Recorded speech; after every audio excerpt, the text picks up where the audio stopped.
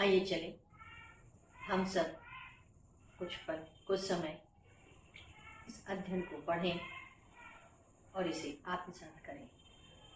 गुरुर्ब्रह्मा गुरुर्विष्णु गुरुर्देवो महेश्वर गुरु साक्षात् परं ब्रह्म तस्मै श्री गुरुवे नमः।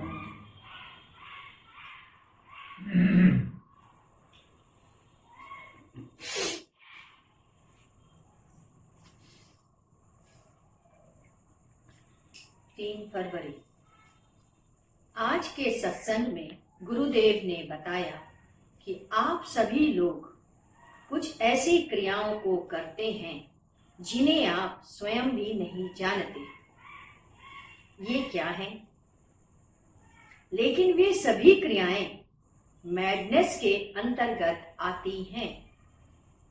जैसे किसी को चाकू मार देना, चलते चलते बुदबुदाते रहना, खाने में देरी हो गई तो थाली उठा करके फेंक देना इत्यादि। इस प्रकार मैडनेस 3 प्रकार से विभक्त किए गए हैं। पहला, सप्रेस मैडनेस। किसी आदमी को आपने देखा आपके मन की क्रिया जारी हो गई। कैसे आया, कहां से आया यह आदमी? खाना खाने बैठे, खाना आने में विलंब हुआ, आपने एक झापड़ मार दिया। आपने कभी नहीं मारा था। ये सप्रेस मैडनेस है। अचानक थाली उठा करके फेंक दिया, या फिर किसी बात पर जोर जोर से चिल्लाने लगे। कभी आपने यह नहीं किया। यह सब आपका सप्रेस मैडनेस होता है। दूसरा, नॉर्मल मैडनेस। जब आपका एक्शन यानी कार्य एक्सेसिव हो जाता है, जैसे आप काम कर रहे हैं, करते जा रहे हैं, गड्ढा खन रहे हैं और खनते ही जा रहे हैं, खनते जा रहे हैं, खनते ही जा रहे हैं। किसी से धक्का लग गया। एक चाटा मारने से काम बन सकता था, परंतु आप मारते ही जा रहे हैं, मारते ही जा रहे हैं। यह सब कृत्य आपके नॉर्मल मैडनेस में आते हैं। एबनॉर्मल मैडनेस, यह भी 2 प्रकार से रखा गया है। एक है फिजिकल, जैसे कि किसी को आप पत्थर फेंक कर मार देते हैं या किसी को आप चाकू से मार देते हैं। दूसरा, मेंटल। आप चलते जा रहे हैं और मन में बुदबुदाते ही जा रहे हैं।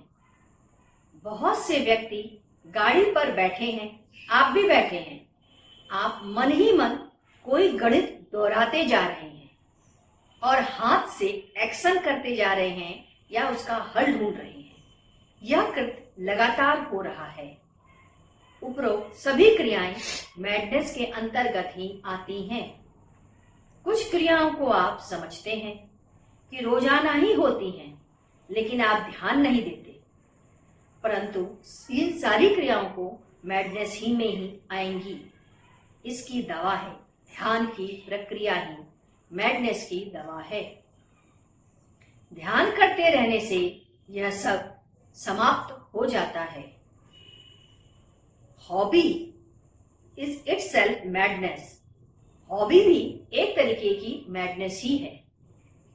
औरत 60 वर्ष की हो गई है, होठों पे लाली लगा रही, लोज लगा रही, ये नॉर्मल मैडनेस है।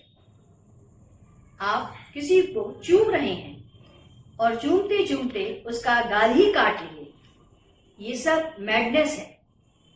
जब आप में तटस्थता आ जाती है, साक्षी भाव आ जाता है, आप में निरपेक्षता आ जाती है, तो आप शांत हो जाएंगे। तब आप सब प्रकार के मैडनेस से ऑफ हो जाएंगे। परंतु दुनिया की निगाह में, संसार की जगत में आप मैड कहे जाएंगे। गुरुदेव ने पुनः पूछा, आप सिर पर रुमाल रखकर या पगड़ी लगाकर मंदिर में जाते हो या पूजा स्थल पर जाते हो, क्यों? ध्यान करते समय सिर पर कपड़ा बांध लेते हैं जिससे आपके शरीर के अंदर की ऊर्जा बाहर न जा पाए। ऊर्जा बाहर के वायुमंडल में विकीर्ण न हो, अतः सिर पर कपड़ा रखना आवश्यक होता है। परंतु जब आप प्रेम में, भक्ति में, भाव में जाते हैं, उस समय ऊर्जा नहीं उठती, अतः सिर पर कपड़े की आवश्यकता नहीं है। गुरुदेव ने पुनः कहा, जैनियों के जितने तीर्थंकर हैं सब एक ही शरीर में दिखाई पड़ते हैं, क्यों? उनके यहाँ यह कहना है कि जब हम समाधिस्थ हो जाते हैं तो शरीर की दशा भाव या दशा के ऊपर उठ जाती है और हम एक हो जाते हैं। यह छठी स्थिति है, ऊपर की दशा है। गुरुदेव ने कहा, तिल और गुड़ मिलाकर बनाकर लड्डू बच्चे को खिलाने से बिस्तर पर पेशाब नहीं करते। आयरन और कैल्शियम की मात्रा उसमें रहने से वे पेशाब नहीं होता। रक्त अल्पता इसमें भी फायदा होती है। पुनः प्रसंग को बदलते हुए गुरुदेव ने कहा, मंदिर दो प्रकार के होते हैं, जीवित मंदिर और दूसरा निर्जीव मंदिर। जीवित मंदिर अपनी रक्षा स्वयं करते हैं, जबकि निर्जीव मंदिर अपनी रक्षा नहीं कर सकते। निर्जीव मंदिर में ही पुजारी बैठता है, अपनी पूजा करवा लेते हैं, जबकि जीवित मंदिर में पुजारी का सम्मान नहीं होता। सोमनाथ का मंदिर निर्जीव मंदिर है। मोहम्मद गजनवी ने आक्रमण करके मंदिर तोड़ दिया, जबकि अहमदाबाद में एक मंदिर है। एक बार मुसलमानों का झुंड उसे तोड़ने गया। उसमें स्थापित मूर्ति से इतने भौरों का झुंड निकला, काफी लोग घायल हो गए और सभी वहां से भाग गए। यह मंदिर जीवित है। जीवित मंदिर में पुजारी की क्रियाशीलता जरूरी नहीं होती। झांसी का मंदिर ओरछा, झांसी से 40 किलोमीटर दूर ओरछा नरेश मंदिर। एक बार उसके कक्ष में भगवान राम ने बाल रूप से दर्शन दिया। जब राजा को पता चला तो उसे विश्वास नहीं हुआ। दूसरे दिन सभी ने भोग लगाया, आरती की। रात्रि में पुनः 8 बजे एक प्रकाश निकला और बालक रूप भगवान राम ने भोग ग्रहण किया और पुनः गायब हो गए। ध्यानगंज लाल बाबा के स्थल राम मंदिर में एक बार औरंगजेब अपनी सेना के साथ आया। राम, यदि चाहेंगे तो तुम सभी भस्म हो जाओगे, लाल बाबा ने कहा। औरंगजेब के सारे घोड़ों के पैर जम गए। वे न छोरों से उतर सकते थे और न ही वहां से जा सकते थे। सभी सैनिकों ने औरंगजेब से कहा कि अब क्या करें। औरंगजेब ने लाल बाबा से प्रार्थना किया कि हम लोग कभी इधर नहीं आएंगे। तब जाकर के उनके घोड़ों के पैर ठीक हो गए और तब से कभी भी मुसलमान उधर नहीं जाते। जम्मू का क्षीर मीनाक्षी मंदिर भी जीवित मंदिर है। इस पर भी कुछ लोगों ने आक्रमण किया था, उनका पूरा का पूरा परिवार ही नष्ट हो गया। अब इसके बाद अगले दिन का 4 फरवरी।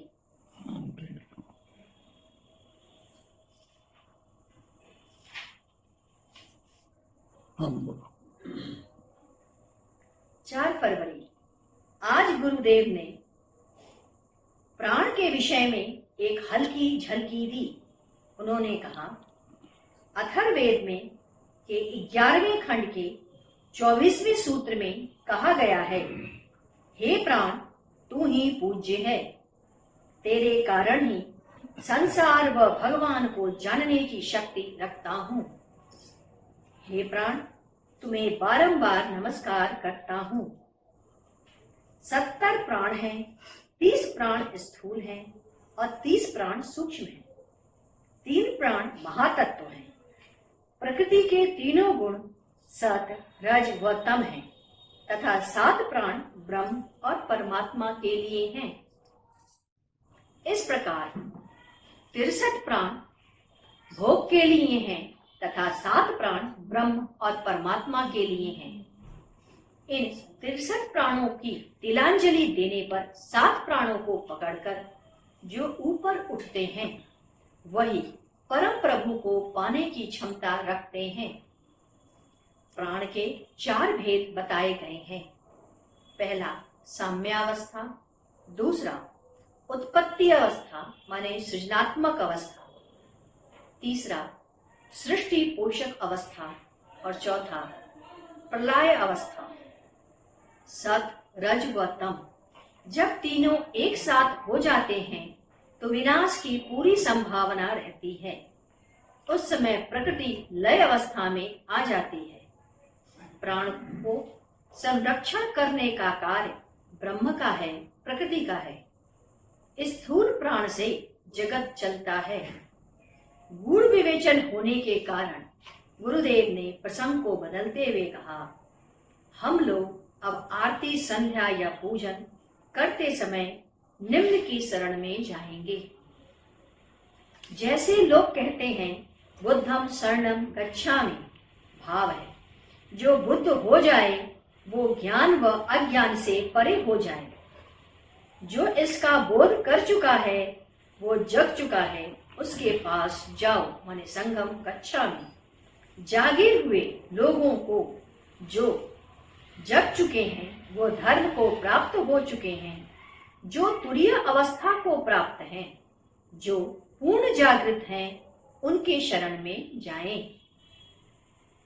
विष्णु शरणम गच्छामि, वो जगत के पालक जो मेरे रहने व न रहने के बावजूद वाले तत्व हैं, उनकी शरण में जाएं।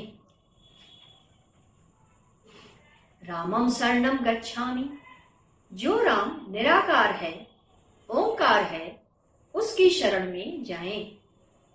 कृष्णम शरणम गच्छामि, जो प्रकृति के गुणों से माने सत, रज और तम से परे है, उसकी शरण में जाएं। शिवम शरणम गच्छामि, ज्ञान व अज्ञान से परे है, कल्याण व अकल्याण से परे है, उस स्थिति में शिव की शरण में जाएं।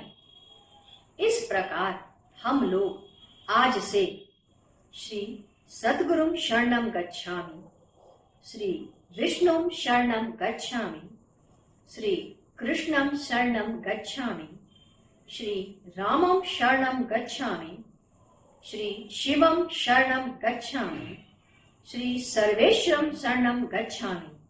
प्रार्थना के पहले, पूजा के प्रारंभ व अंत सभी में उपरोक्त प्रार्थना करेंगे। आज से उक्त प्रार्थना प्रारंभ हो गई।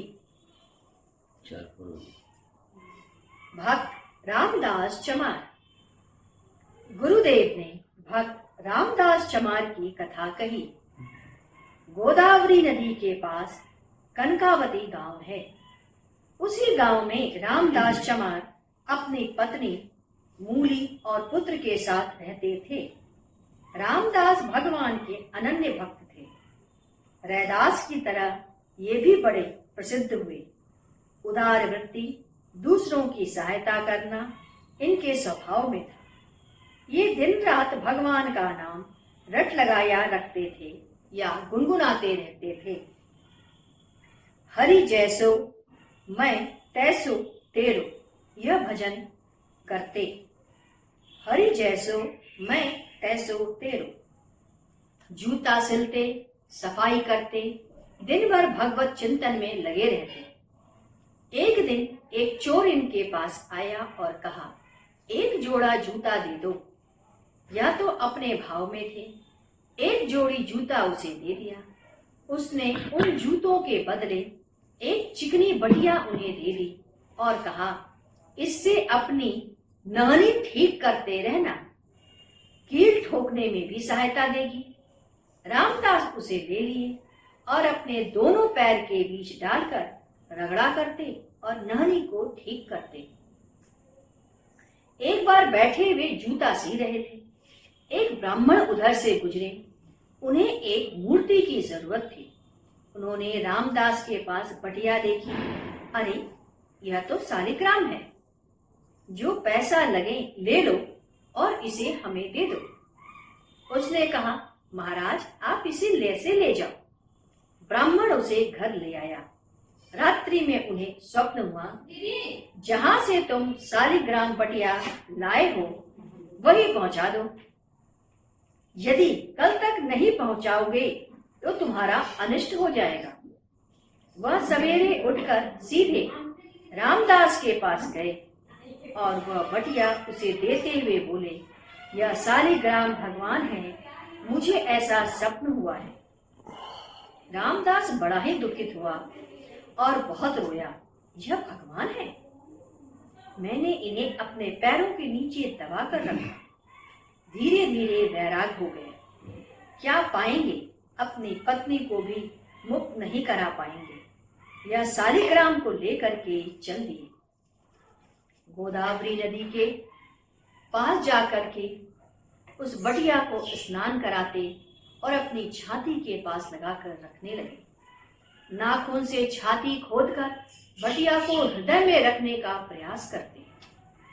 एक दिन एक ब्राह्मण उनके पास आया। पूछे, इस पत्थर से क्या करते हो? रामदास ने कहा, इसकी निंदा मत करो, जाओ अपना काम करो, बहस मत करो। रात्रि में रामदास को स्वप्न हुआ। स्वप्न में वही ब्राह्मण दिखाई दिया। पूछा, रामदास मुझे तुम किस रूप में पाना चाहते हो? इसके बाद लिखा हुआ नहीं है। फिर एक नई विषय उन्होंने बात की। गुरुदेव ने अपनी विदर्भ यात्रा का वर्णन किया, जिसमें एक घटना का उल्लेख उन्होंने बताया। एक लड़की थी, शिव की अनन्य भक्ता थी। एक बार एक कोबरा सांप उसके सामने आ गया। उस समय वह पूजा कर रही थी। उसने सांप देखकर कहा, अरे भगवान, आप सांप बनकर आए हो। वह दूध तथा भोग का सामान उसके पास ले आई। बड़े प्रेम से उसे भोग लगाने लगी।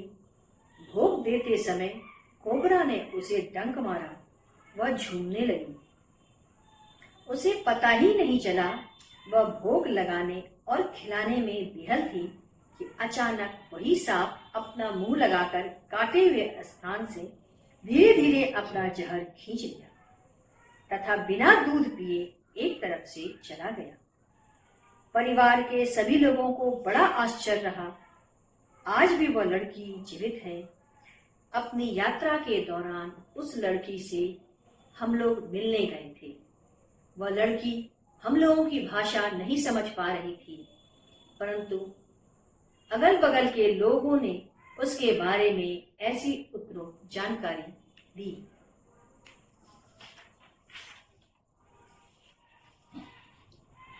देखिए, हम सब इतनी अच्छी कथाओं को पढ़ते हैं, इतने अच्छे विषय को पढ़ते हैं, जीवन में होने वाली दिनचर्या की व्याख्या करते हैं। कौन सी क्रिया हमें किस तरफ ले जा रही है, उस क्रिया का क्या प्रभाव पड़ रहा है और उससे कैसे बच सकते हैं, उन्हें सरल भाषा में समझाते हुए, बताते हुए, कथाओं के द्वारा हम सबको खुदे सही चीज़ सिखा रहे हैं। बस यही आशीर्वाद दें कि हम सब इसे अंतर मन में बैठा लें और जिंदगी चलते रहें। बोलिए सद्गुरुदेव भगवान की जय।